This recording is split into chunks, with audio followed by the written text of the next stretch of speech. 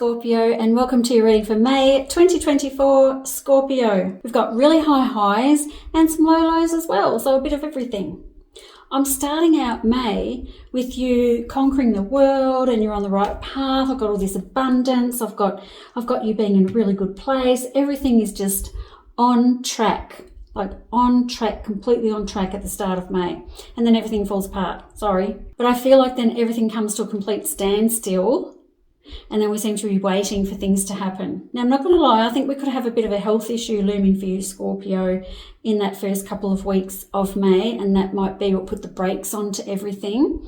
So if you've got something going on in your body, some inflammation, some pain, some heat somewhere in your body, I don't want you to sit back and go, oh, it's okay, I'll just wait for that to get better by itself, or I'll be fine, I'll just push through, whatever you're saying to yourself. Because I think I want you to actually take more action when it comes to your health in that first couple of weeks, because whatever's going on there is going to turn into something a bit more savage. And I don't mean anything life-threatening. I just mean it's going to turn into something quite painful, and it's going to have you laid up for a while. So whether that's, you put your back out or your hip or your ankle or your feet or your knees, whatever, and then you end up unable to move around as freely as you normally do, because you are starting May so strong, and then you fall in a big fat heap. And I really do think it's got something to do with your health, and then you're ending up then for that whole couple of weeks there through the middle of May unable to do the things you want to do because you're not feeling so great. I want to say that that's only going to last for that amount of time through the middle of May, and then I'm getting to the last part of May and I'm feeling like things are back on the upswing again. So you're back at work, so you've got another new beginning happening, you're back to what you were doing before. My Knight of Rods, I always read this, we're going back to what we were doing before, everything's working out really well, and then again, you're pushing yourself too hard and then you end up like not great again. So Scorpio, this is a big month for you to manage your time better and look after your body better and look after your health more, because you've got such great cards in here. Like, you're absolutely on the right track and you're going in the right direction, but I think you're trying to get there too fast.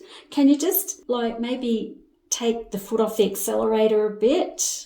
I still want you to keep moving forward, but what you're doing is too much in too short of a time. I need you to sort of relax down a bit and just ease into what you're doing, rather than just go full force ahead into this new thing that you've got going on and then you just bloody well fall apart completely, right? You need a better plan and you need to be a bit more flexible. So in here I've got my King of Swords and my Emperor.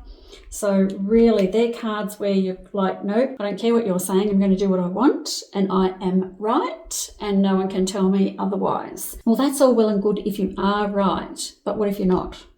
And what if the pace that you're going is too fast for your actual body? It's almost like you're putting so much strain on yourself that you can't stop. We don't feel like you can stop. Enough of warnings for you, Scorpio. You can go whatever pace you bloody well want, but I'm telling you that if you keep going the way you're going, you are going to fall in a heap physically, and I just want you to pace. Okay.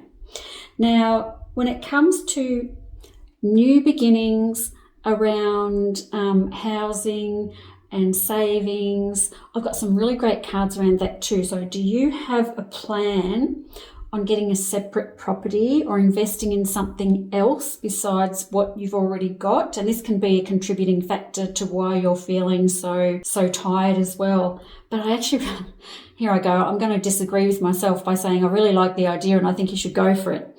But go for it at your own pace, because there's something going on here financially for you, which is an investment that's going to work out really good for you in the long run.